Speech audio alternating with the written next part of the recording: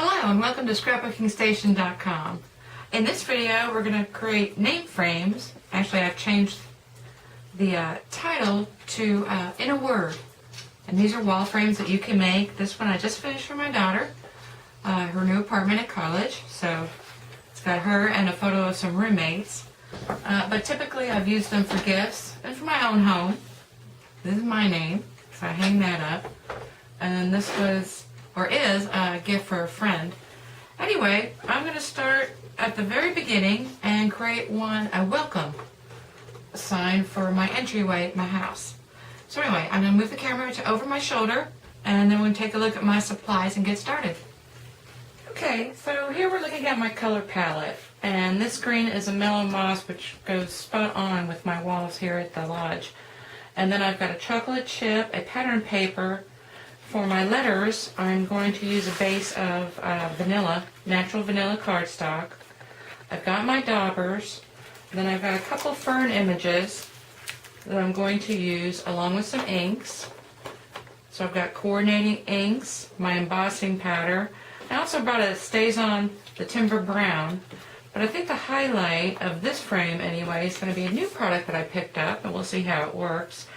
Tattered Angels makes this paint system, and this is bare metal. So it comes with instructions, but I'll real quickly go through how I do that. But first we're going to start with the embossed letters. So I'm just going to run through a demonstration of one, but you will need a large letter stamp set. So these are from Stampin' Up, and the letters look to be about 2.25 inches tall.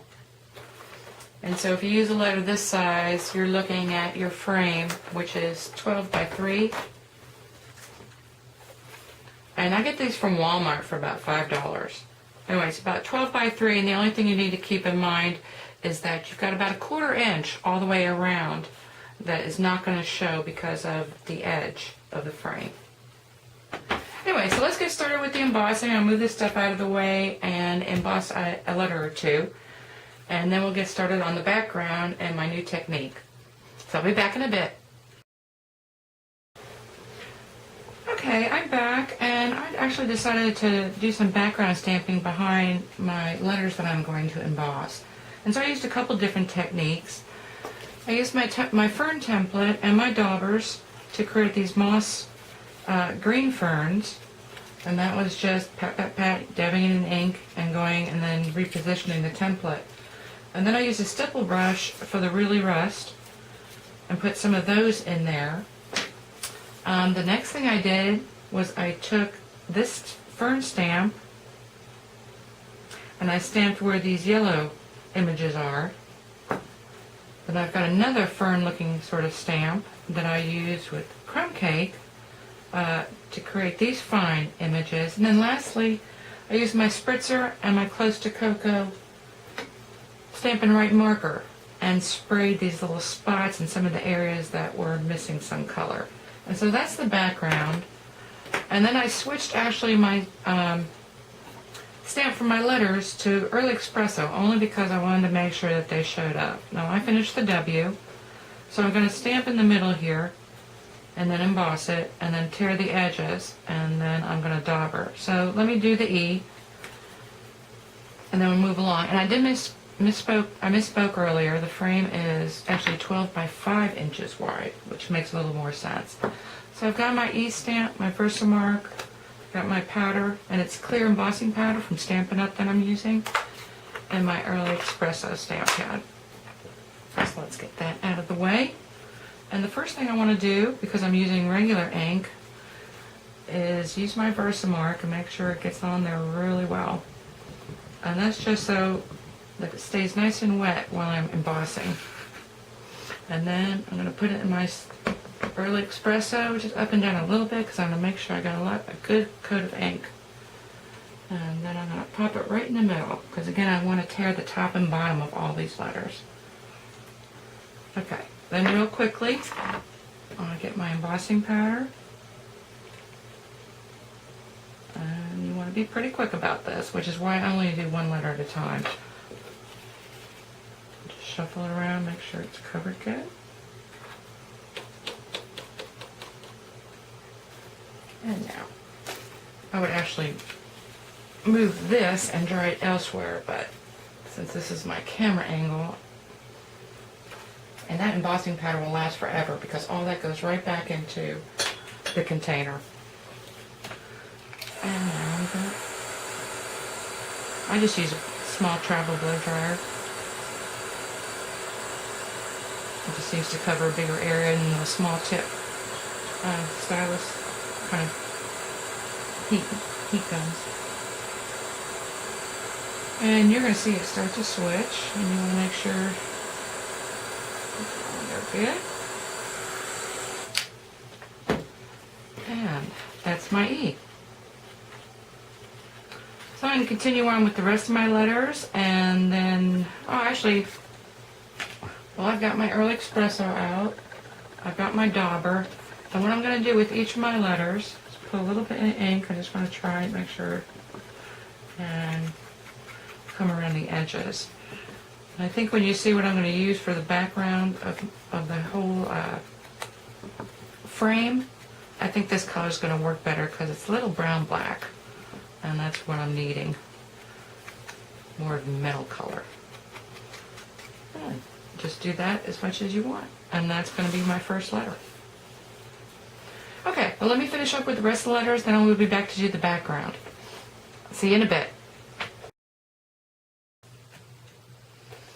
Okay, here we go. I'm going to start working on using these paint systems from Tattered Angels. Now this one I haven't opened yet. This is Precious Stone, but I'm going to use the base metal set.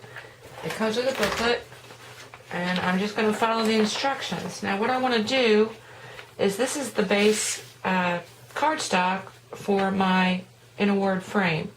So I'm going to try and do the technique like in this area and then maybe up in this corner a little bit. And then I'm going to create 2 more panels. This is Sahara Sand, and this is my Very Vanilla that was left over. And then I'm going to play with the wax paper because that was a technique I saw also. Anyway, I'm going to get started. I've got this dish here and my stipple brush. Now they recommended a fan brush for this silver, but I didn't have it handy, so I'm just going to pour a little bit into that. And hit my areas where I wanted to see how this technique was going to come out. Now it is going to buckle and pull, and they said that was fine. Over here, I'm going to do something like this. Actually, I like that look, so I'm going to finish up in here just in case it changes things. I want it to be a little consistent. And I've never done this before, which I need a little bit more for my other pieces. It's probably never a good thing when you're making a video, but I'll give it a go. I'm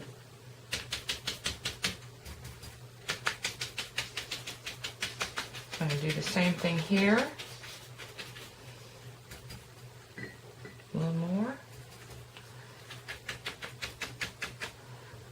And a little more up here, just to see what the different surfaces are going to look like.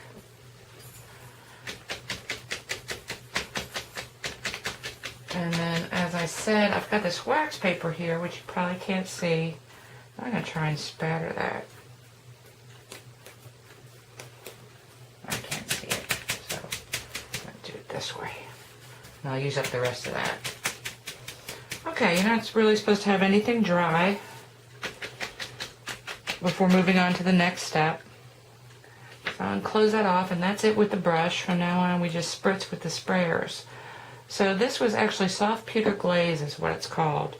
And this is Sterling Glimmer Mist, so. And this is supposed to be a pretty heavy coat, like 7 pumps.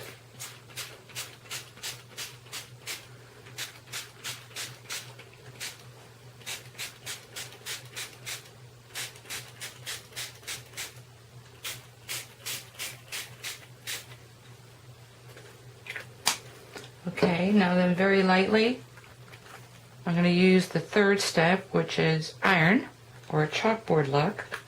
He said, don't worry if it buckles up. Very lightly,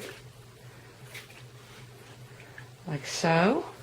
And then lastly, I'm going with Decadence, which is also like a chalkboard.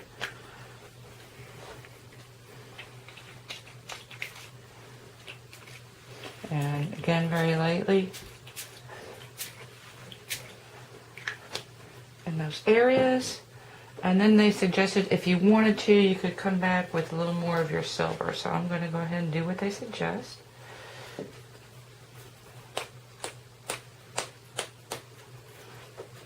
And you see I've got this area really covered with paper. And I'm doing these panels in case I want to stamp an image and cut it out, or maybe even send it through my Big Shot. Okay, now you can either just let it dry, which I think is overnight, or you can use your dryer. So we're going to go ahead and dry it with my little portable hair dryer. You can use your heat gun. And they said this is going to take a while, so I'll probably fast forward to the end.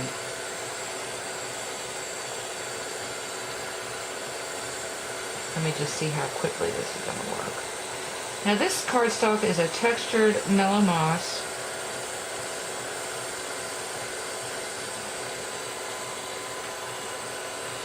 And actually I am going to fast forward, so I will be back in a bit with my finished background pieces.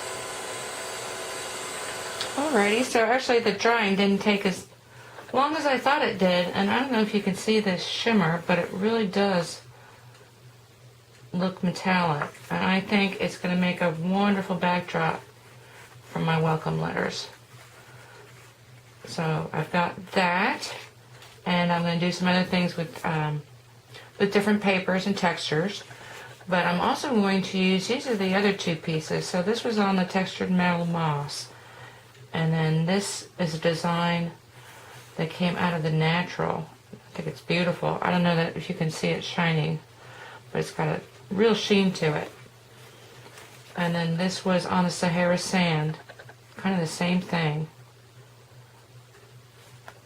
And then these two with the wax paper, what I did was just took the dry cardstock and then turned it upside down onto the spatters. And it's a softer look, but it still has a lot of sparkle.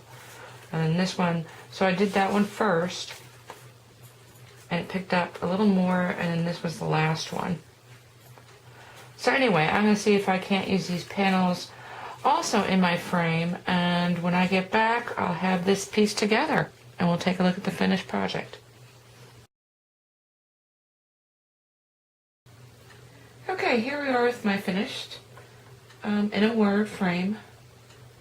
And the first thing I want to talk about is the background. Now, a lot of it's been covered up by the letters, but I wanted to add some texture, and so I ran this extra panel through here. First I ripped it, then I ripped some vanilla cardstock also because I needed to lighten it up a little bit. It was getting pretty dark.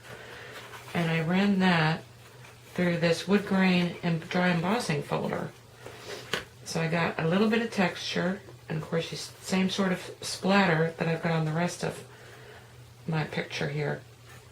And then behind each of the letters I took a strip and cut it to size to match the letter that I was going to go behind, and then reintroduce some of my ink colors. So I've got my Really Rust, my So Saffron, and Crumb Cake. And then I embossed those in the opposite direction. The wood grain goes in the opposite direction. And then I also showed you, I call it ghosting embossing. So I took my fern stamp and some clear embossing powder, and I'm going to try and wiggle it so that maybe, I'm hoping you can see, but I took a close-up photo of it also. And it just adds interest without adding more clutter, which would have been kind of tough to do. And then lastly, I took my paper twine cording, and this is produced from Maya Road, and actually I have a whole video on it with different techniques, and just put these two ribbons in here just to give it a little more dimension and a little more texture. Anyway, at the end of this video, I'm going to just run through a series of photographs, some close-ups of these techniques, and then also other name frames that I've done. And I'd like to thank you for watching and hope you've taken away something with you that you can use in your own paper crafting.